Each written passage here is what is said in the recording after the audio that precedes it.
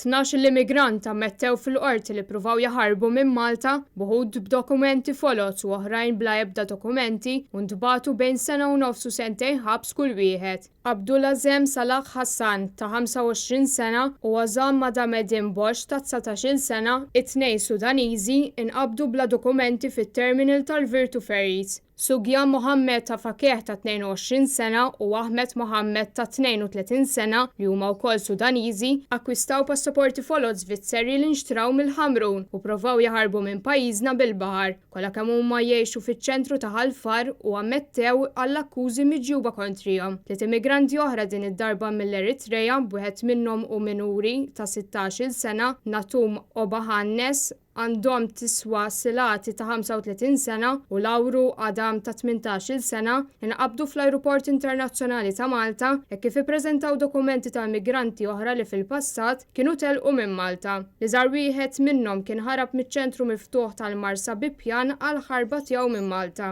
Dawn is-seba' waħlu sentejn ħabs kull wieħed li jfisser il-massimu tal-pjena rikjesta mill-liġi. Tliet immigranti oħra ntbagħtu wkoll sentejn ħabs kull wieħed fil-waqt li tnejn oħra ġew ikkundannati għal sena u nofs ħabs kull wieħed. Jidher li dawn il-ħamsa nqabdu mill-pulizija moħbija f'container fil-port lesti biex jaħarbu minn pajjiżna.